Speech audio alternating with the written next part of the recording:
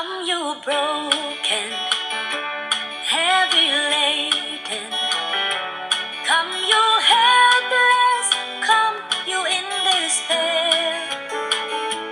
Come, be blessed. Come, be saved. Come, believe. Come, receive the goodness of God's grace.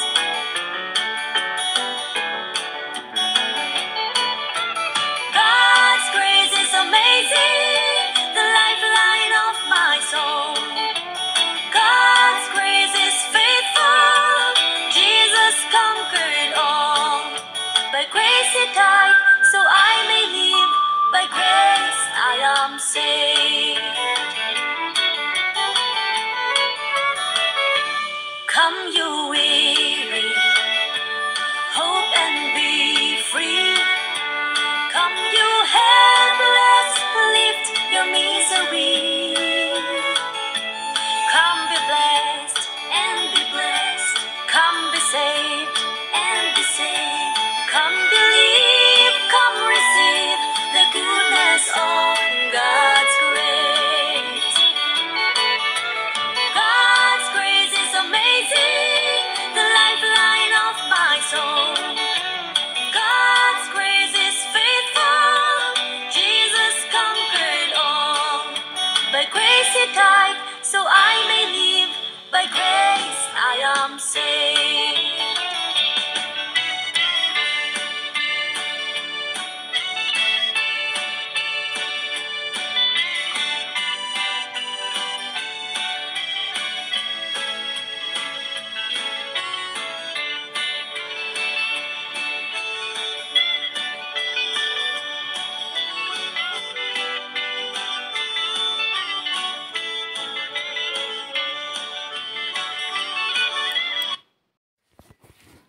Bien-aimé, shalom.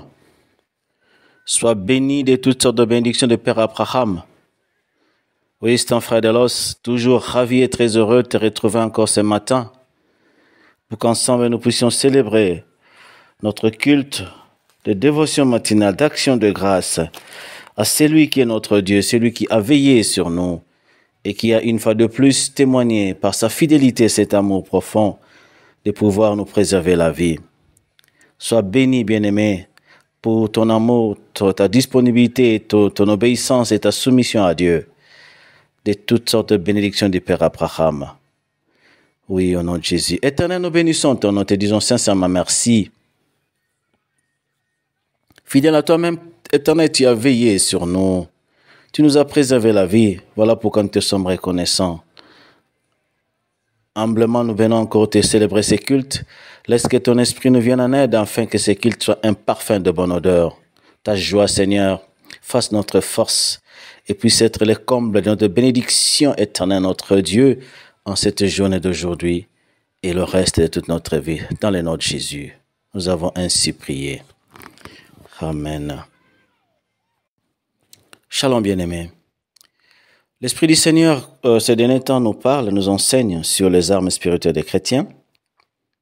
Il nous a enseigné le type d'armes, défensives et offensives. Là, sur le plan des armes défensives, il nous a enseigné la première arme qui était, ou qui est, pour nous les chrétiens, le casque du salut, protection de ce qui est tête et pensée. L'épée de l'esprit qui est la parole de Dieu, vaincre l'ennemi par la voie de la connaissance de la parole de Dieu. Les boucliers de la foi comme troisième arme. La quatrième arme, c'était la cuirasse de la justice. La cinquième arme que nous avions vue hier, c'était la ceinture de la vérité ou la vérité comme ceinture. Et voilà qu'aujourd'hui, le Saint-Esprit nous enseigne sur la sixième arme. La sixième arme, c'est dont on appelle, ou c'est que la Bible appelle le zèle que donne l'évangile comme chaussure aux pieds. Donc, portez les chaussures à vos pieds, le zèle que donne l'évangile. Donc, le zèle, il faut savoir, il fait la différence. Le zèle que l'évangile donne. Donc, c'est un zèle que l'Évangile donne à quelqu'un. Et ces zèles, c'est une arme très efficace. Et c'est ce dont le Saint-Esprit, veut nous enseigner ce matin. Nous allons lire la parole de Dieu. Nous allons lire comme hier, 4 passages, un peu beaucoup, 4 passages, mais juste pour dire que c'est facile de pouvoir déjà comprendre ou d'être déjà enseigné rien que par les Écritures. Voilà pourquoi nous lisons un peu ces 4 passages de la parole de Dieu pour en savoir déjà, rien que par les Écritures, c'est que la Bible nous enseigne sur le zèle que donne l'Évangile. Lisons la parole de Dieu. Notre première lecture se trouve dans le livre de Éphésiens, comme toujours, là où les armes sont énumérées. Éphésiens 6, le verset 15. Éphésiens chapitre 6, verset 15. Je lis au nom de Jésus. La Bible dit: mettez pour chaussure à vos pieds le zèle que donne l'évangile de paix. Je répète au nom de Jésus: mettez pour chaussure à vos pieds le zèle que donne l'évangile de paix. Notre seconde lecture se trouve dans le livre de Romains, chapitre 12, le verset 11. Romains, chapitre 12, le verset 11. La Bible dit: ayez du zèle et non de la paresse. Soyez fervents d'esprit. Servez le Seigneur. Je répète: ayez du zèle et non de la paresse. Soyez fervents d'esprit, servez le Seigneur. Notre troisième lecture se trouve dans le livre de Jean, chapitre 2, au verset 17. Je lis au nom de Jésus. La Bible dit: ses disciples se souvinrent qu'il est écrit: le zèle de ta maison me dévore. Ses disciples se souvinrent qu'il est écrit: le zèle de ta maison me dévore.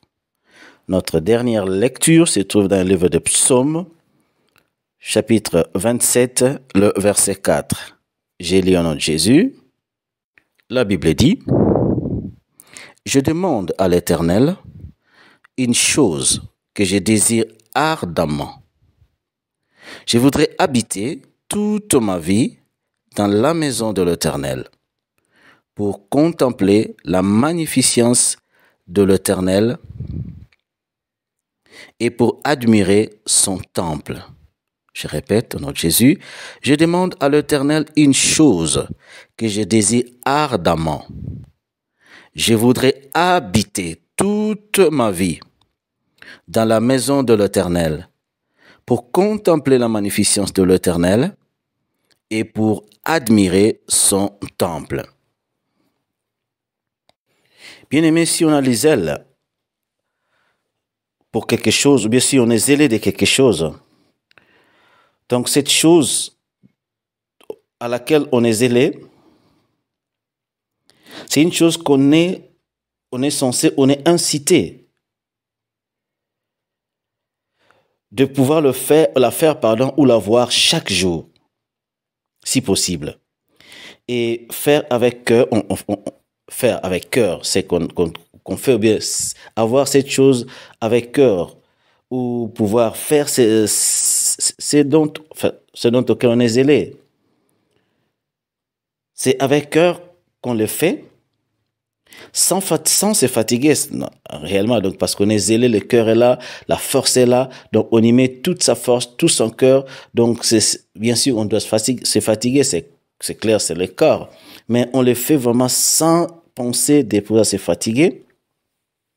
Des petits enfants, tout ça, quelqu'un qui aime le sport, le foot, donc ils jouent comme si c'est pour y rester toute la vie, ou bien ne même pas rentrer, ne même pas penser à manger, donc jouer et rien que jouer. On le fait aussi, ce dont on est zélé, sans murmure, sans être forcé ou obligé, absolument sans contrainte. Donc vous n'êtes pas contraint, mais c'est de cœur qu'on le fait. C'est sans contrainte. le faire en tout cas avec joie, avec allégresse. Donc, jamais on peut être zélé dans quelque chose et le faire avec murmure, le faire avec hésitation, le faire avec contrainte. Donc, c'est sans contrainte, c'est sans murmure, c'est sans hésitation, sans la pensée de se fatiguer ou de pouvoir ne plus le faire. Donc, on dort, on se réveille avec cette pensée, ces soucis. Donc, on est vraiment on y est accro. Donc, c'est parfois même s'il faut, si on est adulte, on fait cette chose sans avoir un but lucratif, comme dit-on. Donc, c'est de cœur, ça sort, ça vient spontané, totalement volontaire, de manière totalement volontaire. Et on le fait toujours avec l'intention, avec cœur de pouvoir devenir parfait ou parfaite, d'être meilleur, d'être très professionnel et d'avoir une véritable maîtrise à la chose en question. Donc, c'est vraiment quelque chose dont on est zélé, on cherche à être, en devenir, en avoir la maîtrise. Et pour les affaires de Dieu ou les affaires du royaume de Dieu, bien-aimé, c'est absolument pareil, c'est identique. Donc, les ailes, comme une arme pour le chrétien, donc si on est zélé aux choses de Dieu ou aux affaires de Dieu, les choses du royaume de Dieu, donc il y a une incitation interne qui vous pousse à aimer Dieu. Aimer d'abord Dieu de tout, comme on dit, de tout son cœur et de toutes ses forces. C'est la première chose. Donc vous aurez, c'est comme, je dirais, quelqu'un qui aime le foot. Donc c'est interne, c'est de l'intérieur que ça bouillonne. Donc ces ailes-là vous incitent à aimer d'abord Dieu de tout votre cœur et de toute votre force. À aimer l'Église et la vie de l'Église. Avoir un appétit croissant et, je dirais, un très grand appétit et une soif fervente des choses dont on appelle les aliments de la vie chrétienne, à savoir aimer la parole de Dieu, aimer la vie de prière ou aimer prier. On va aimer intensivement la parole de Dieu. Et comme on aime avec le zèle, on doit lire, on doit avoir, on doit manger, on doit toujours être accro à la parole de Dieu. On doit aimer la prière. La prière devient une vie. Étant zélé, la prière devient une vie pour la personne, pour la personne qui est sauvée, qui est, disons, un enfant de Dieu. Donc, aimer la parole de Dieu, l'avoir comme sans cela, si on n'a pas lu la parole de Dieu, on a faim. On a faim et on est assoiffé. Et la prière devient une vie, accro à la prière, gêné, la vie de gêne, la vie de veillée de prière, la vie des retraites, la vie des croisades, la vie, l'évangélisation pour avoir la joie d'être celui qui fait avancer le royaume de son Père, le royaume de son Dieu. Donc, évangéliser avec cœur, avec joie, avec bonheur. Donc, en principe, ces choses deviennent une vie pour vous et on est accro aux choses de Dieu suite aux ailes que l'évangile donne à quelqu'un. Donc, ces ailes nous incitent, amènent la personne qui est vraiment un enfant de Dieu assidu à avoir une fervence totale, être accro et faire toutes ces choses tous les jours. Alors, tous les jours, comme dit-on, quelqu'un qui aime le foot, qui aime même manger, donc c'est tous les jours, qui aime la musique, qui aime... Donc, c'est vraiment un accro. Les ailes est là, donc c'est tous les jours qu'on a cette envie qui vient de l'intérieur, qui bouillonne, qui chauffe. Alors, tous les jours, aimer avoir ces ailes sans contrainte, ni murmure, mais venant du cœur. Ainsi donc, bien-aimés, cette intensivité des choses de Dieu, d'être intensive à la parole, à la prière, à la vie de l'Église, à gêner, à prier, à évangéliser, être accro, totalement assidu, zélé aux affaires de Dieu, cette intensivité des ailes de l'Évangile vous incitera ou fera que les choses du monde n'auront plus de place. Le diable n'aura plus accès, il n'aura plus de place. Parce que à ce moment-là, tout ce qui est du monde, tout ce qui est du diable, comme je dis, n'aura plus de place. n'aura plus l'intérêt primordial dans votre vie ou dans la vie de la personne qui est sauvée, qui est le zèle que l'évangile a donné. Et toutes ces choses, disons, les anciennes choses, comme l'apôtre Paul dit, deviendront comme de la boue.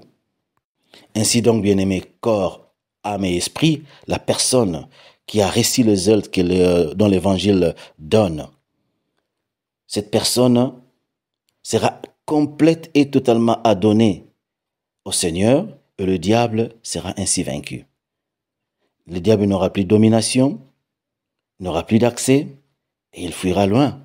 Il sera totalement vaincu. Voilà comment le zèle que donne l'évangile de paix devient une arme efficace pour le salut. Une véritable arme, parce que le diable n'a plus accès, il n'y a rien de lui. Il n'aura plus de place. Vous êtes zélé totalement, 100% Dieu, 100% comme on dit Jésus. 100% Dieu.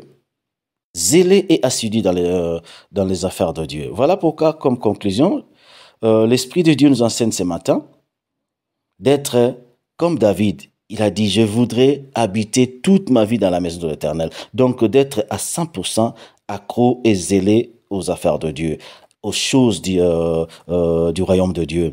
Acquérir le zèle de l'évangile pour être à 100% vraiment adonné à Dieu, et ainsi le diable ou les choses du monde n'auront plus d'accès, n'auront plus de place, le diable sera ainsi vaincu. Voilà comment le zèle est devenu une arme qui a vaincu et qui a repoussé l'ennemi, le diable, qui l'a contraint à fuir et aller loin de toi ou loin de nous, ou loin du chrétien ou de la chrétienne. Voilà, ce zèle de fils que d'être à 100% accro, à 100% aux choses de Dieu. Le monde n'a plus de place, le diable n'a plus de place, et le zèle est devenu une arme efficace qui a vaincu et qui a chassé les diables. Voilà comment le zèle de l'évangile de paix donne une arme efficace et une victoire à un chrétien ou à une chrétienne, un enfant de Dieu, pour vaincre l'ennemi. Voilà, donc le zèle, c'est réellement totalement une arme très efficace. Si on l'a, Dieu prend la première place, le diable est vaincu, le diable n'a plus de place et n'a plus d'accès. Il n'aura que à fuir et aller loin de la personne ou du chrétien ou de la chrétienne. Voilà, bien-aimés, merci beaucoup encore pour votre zèle que vous avez déjà et votre motivation, obéissance à ces cultes du matin. Que Dieu vous bénisse, toi et la famille, comme je dis toujours. Donc, j'utilise vous pour dire que toi et la famille, soyez abondamment bénis pour la journée d'aujourd'hui. Que l'Éternel nous accorde encore la grâce de nous retrouver demain matin pour notre culte toujours de dévotion matinale pour la gloire de notre Seigneur, le témoin de notre reconnaissance. Soyez bénis, toi ainsi que la famille. Bonne journée. God's grace is amazing, the lifeline of my soul. God's grace is faithful, Jesus conquered all. By grace he died, so I may live. By grace I am saved.